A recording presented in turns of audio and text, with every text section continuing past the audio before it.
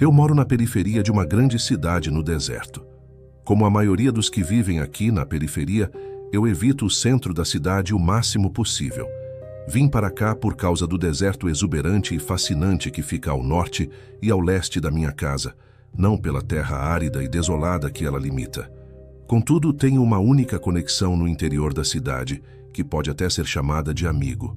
Seu nome é Moisés, o que, vale a pena notar, não é de fato o nome dele. Ele faz questão de não ter um nome. Conheci-o em um círculo social de pessoas pretensiosas, do tipo artístico, que não eram daqui, e sou o único que ainda mantém contato com ele. A razão pela qual sou o único que ainda fala com ele talvez seja a mesma razão pela qual os outros o abandonaram. Algo que costumávamos chamar, quando nos encontrávamos sem ele, de o sonho. Esse nome se aplicava tanto pelas qualidades oníricas óbvias, quanto pelos sonhos que nos inspirava. O sonho, referindo-se a esse algo, pode ser melhor descrito como uma performance de arte que nunca se repete. Uma experiência irregular e contínua, agora destinada a um único espectador. O sonho, referindo-se aos próprios sonhos que tivemos e continuamos a ter, poderia ser descrito como um pesadelo. Vou tentar descrever o sonho que tive antes de acordar naquela manhã fatídica. Esse sonho não era especial ou, de nenhuma forma, incomum, mas pode ser o melhor ponto de partida. Estava perdido em uma vasta extensão de deserto. Um deserto que parecia interminável. Era como se fosse dia e noite ao mesmo tempo, em uma harmonia estranha, um deserto que não se assemelha ao deserto onde vivo, nem guarda qualquer ligação óbvia com a peça de arte performática, em que Moisés descrevia sem fim os locais mais imaginativos e desoladores. O importante, no entanto, é que apesar deste deserto não ter semelhança com nenhum dos lugares inventados por Moisés, ele evoca a mesma emoção, uma emoção associada ao sonho, em ambas as suas definições. Essa emoção é de uma desolação profunda, uma desesperança afogada, e ambos os sentimentos são tão extremos que criam uma sensação indescritível de assombro. Este deserto, árido, vazio e assustadoramente sem características, em contraste absurdo com o deserto exuberante nos arredores da cidade, é mais maravilhoso do que qualquer lugar que você já tenha conhecido. E, sufocante em sua desolação fantástica, sua hostilidade absoluta à ideia de significado, você sente uma felicidade psicológica e física em um nível que jamais imaginou ser possível. Mesmo as vezes anteriores em que teve esse sonho parecem pálidas em comparação. Você espera nunca mais acordar. Implora desesperadamente para ser engolido de vez, mas no momento de maior necessidade, videiras verdes surgem cruelmente da areia, de todas as direções, e esse mundo se transforma em um horrível nó de vinhas que se enroscam e vida que se contorce. É uma tragédia indescritível ver esse lugar destruído assim, perder essa maravilha. E quando as vinhas começam a envolvê-lo completamente, puxando-o para baixo, como resistir? Você vê a si mesmo começando a acordar e grita com tanta intensidade que ficará com a garganta dolorida por uma semana. A parte mais terrível de tudo isso, ao acordar, é sentir a tristeza novamente. Esta manhã, minha decepção foi suavizada pelo fato de que eu tinha um compromisso com Moisés. Eu talvez tenha sido roubado da emoção do sonho, mas era esse o momento que eu esperava todas as semanas. O momento em que eu continuaria o sonho na realidade. Eu tinha dormido demais, como costuma acontecer quando fico acordado durante a noite, pensando obsessivamente sobre o sonho. Então meu café da manhã foi um pacote de batatas fritas e uma bebida energética ruim que consumi durante a longa viagem para o centro da cidade. Como a cidade é um emaranhado de ruas estreitas, muito parecido com as vinhas do sonho, e o tráfego é imprevisível a um ponto quase insano, sempre usei o aplicativo de navegação do meu celular, o mesmo celular em que estou digitando isso, para me guiar até Moisés e de volta para casa. Nesta tarde, já não fingia mais que tinha acordado pela manhã. Meu maldito celular estava me guiando por uma das suas rotas habituais e tortuosas pela cidade. No início, a rota não se afastava muito da borda norte da cidade, então as casas estavam em sua maioria inteiras, e ainda havia espaço para caminhar entre elas. Fiquei aliviado. Parecia que seria uma viagem de 40 minutos de ponto A a ponto B. Foi quando, por volta dos 20 minutos de viagem, encontrei um acidente horrível. Não posso dizer quantos carros estavam emaranhados naquele pesadelo metálico, mas a polícia estava orientando todos a virarem à esquerda no cruzamento, e o tempo estimado no meu aplicativo de navegação subiu para 50 minutos. E a aventura começou. Não consigo expressar o quanto me frustrei naquele momento. Sempre vivi em um estado constante de estresse e paranoia, que só se intensificou nos últimos anos. E o sofrimento causado por isso tornou-se insuportável em momentos como esse. Momentos em que meu plano era esmagado sem piedade por forças além do meu controle. O desespero do despertar voltou, e admito, chorei e gritei enquanto dirigia. Isso, claro, até encontrar algo. O primeiro sinal foi a mudança profunda na atmosfera, à medida que as casas ao meu redor ficavam cada vez mais decadentes, retorcendo-se cada vez mais para o interior da cidade.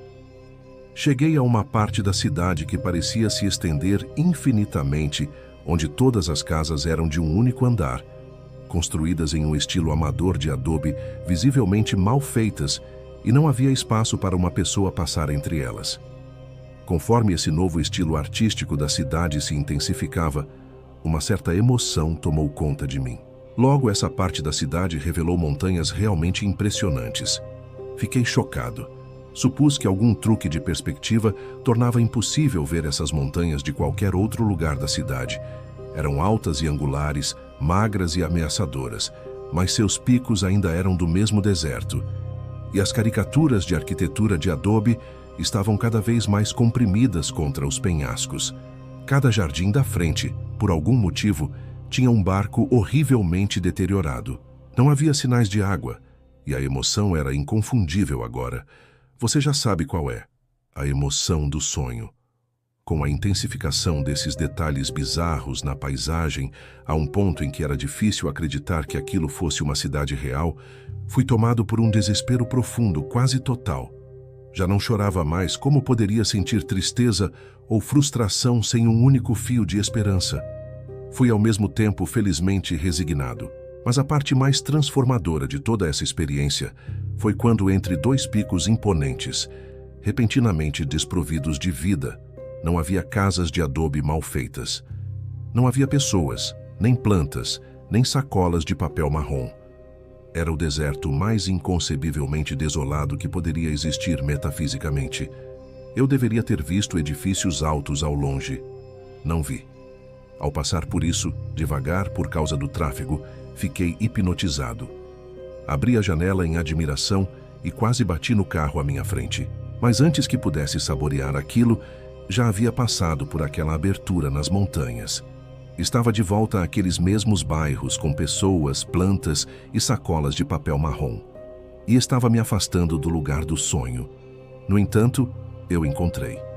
Com uma determinação sombria, deixei meu celular me guiar o resto do caminho até o meu profeta. Eu estava desesperado para compartilhar com ele minha grande descoberta, a maravilha mais profunda. Ele precisava saber que estava certo o tempo todo, e aqueles tolos que duvidaram não mereciam o lugar do sonho. Ao me afastar, a emoção me deixou. "Bem-vindo", ele anunciou quando cheguei à sua morada. "Desculpe pelo atraso", disse. "Não existe isso", ele respondeu, já virado e entrando. Eu o segui.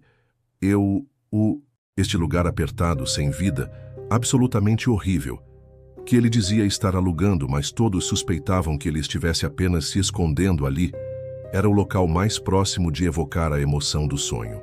Se isso se devia a alguma qualidade intrínseca do lugar, ou simplesmente por associação, não sei, mas fazia com que fosse impossível querer sair dali, não importa o quão insuportável Moisés pudesse se tornar. Os dois pequenos cômodos que formavam esse maravilhoso inferno eram ambos mal iluminados, a ponto de ser difícil distinguir os rostos, e isso só era possível por causa de algumas lâmpadas penduradas, quase inoperantes.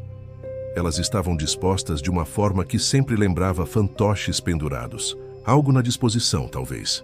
Eu suponho que não posso mais adiar a explicação do sonho, ao menos da melhor forma possível.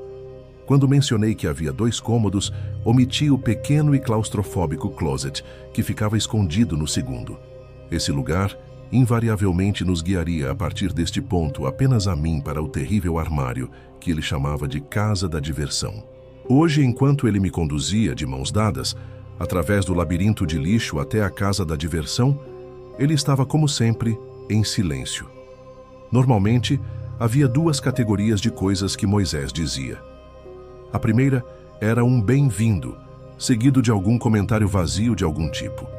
A segunda, e hoje a casa da diversão, estava ainda mais apertada que da última vez. Era possível, antigamente, que todos nós cabêssemos ali sem contato direto de pele. Agora, deveria haver espaço para nós 2, mas havia tanto lixo indefinido espremido ali dentro que Moisés e eu estávamos essencialmente colados um ao outro. Ele era um homem grande e já estava encharcado de suor. A luz mínima esgueirava-se pela fenda na porta, com a qual, apesar do ambiente estar completamente escuro, eu podia apenas distinguir suas expressões, cada vez mais maníacas e extasiadas. As palavras nunca eram as mesmas, nem sequer relacionadas, mas sempre nos afogavam naquela mesma horrível felicidade, aquele mesmo país das maravilhas artístico que ele criava, ou pelo menos achávamos que era.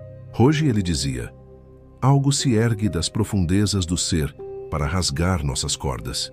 Abraçamos a dor orgásmica de rasgar, esticar a liberdade da sombra interior e da sombra acima, e a coisa que resiste à alegre mutilação de nossas cordas. Nunca foi possível lembrar de onde ele começava ou terminava, mas sempre havia momentos horríveis e insanos que jamais podiam ser esquecidos. Momentos que cresciam com vida, como as vinhas saindo de seu murmúrio onírico, no ofegar e suspiro em que se transformavam. Mestres do significado, mestres da dor, nos tomem, nos arranhem, rasguem-nos, mutilem-nos com alegria, alimentem-nos com a verdade, o terror que engolimos. Como sempre, ele estava completamente ofegante e gargarejando, enquanto sua obra-prima de arte performática atingia seu inevitável pico febril. Entrem em mim, entrem em nós, arranhem nossas cordas, nossas entranhas, arranhem-nos, rasguem-nos, comam-nos por dentro, comam-nos inteiros nas cordas dentro de nós. Sim, sim. E abruptamente ele desabava, nós 2 afogados em seu suor horrível e seu presente maravilhoso. Mas hoje, a emoção do sonho com a qual eu estava tão completamente preenchido me disse algo crucial, porque hoje eu encontrei o lugar do sonho e de repente eu precisei dele para mim. Então comecei de forma desajeitada enquanto tentávamos sair da sua casa da diversão. Você conhece alguma parte interessante da cidade, um pouco a oeste daqui, mais para o centro? Você... Não. Ele disse isso de forma bem firme, ainda ofegando. Eu insisti. Tem certeza? Talvez sejamos as pessoas que possuem barcos e as montanhas. Não. Ele estava, como de costume, com urgência me guiando para fora da sua morada.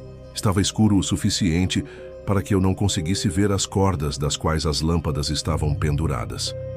Talvez tenha sido por causa de suas respostas estranhamente firmes que prestei atenção de forma incomum. As lâmpadas acima, fracas e sombrias, tinham olhos dentro delas. Tentei me impedir de trair que havia notado isso, mas já era tarde. Moisés me empurrou contra a parede e me segurou ali. Eles encontraram, não era para eles. Você não encontrou, encontrou? Tentei desesperadamente não fazer nenhuma expressão facial. É para mim, ninguém mais. Meu! O sangue se espalhou pela parede. Ele estava gargarejando novamente, a vida jorrando pela fenda em seu pescoço. Aquela faca. Eu a trouxe do carro? Era dele? Agora é dele, inegavelmente. Cravada em seu crânio assim. Eu fiz isso em legítima defesa. Foi isso. Foi assim que aconteceu. Legítima defesa. Eu preciso manter o lugar do sonho só para mim. É meu. No entanto, enquanto dirigia de volta para aquele lugar desolado e belo, por que eu continuava vendo ele? Depois de tê-lo cortado todo, de fazer uma arte tão maravilhosa dele, assim como descobri que ele havia feito com os outros. por toda a sua morada, na casa da diversão, no teto, ali à vista, esperando apenas pela minha lanterna. E agora que ele é arte entre eles, como ainda o vejo, como ainda o sinto, ainda minha mente se repete: tudo meu, só para mim e mais ninguém, só para mim. Mas por mais que olhasse, a noite toda, uma noite tão longa, o brilho do sol começando a nos alcançar. Por mais que olhasse, por que não consigo encontrar? É tudo meu, só para mim. Por que não consigo encontrar? Estou sendo seguido por ele, preso com ele. Não consigo parar de senti-lo, as vinhas vindo sobre nós. Por que não consigo encontrar? E eu digito isso, desanimado, naquela mesma parte da cidade, afogado no entendimento inevitável que vai surgindo, a compreensão horrível e maravilhosa. Esses pensamentos não são meus, e da desesperança que me assombra agora, não é felicidade, não é maravilhoso, não é de forma alguma sublime, só é triste.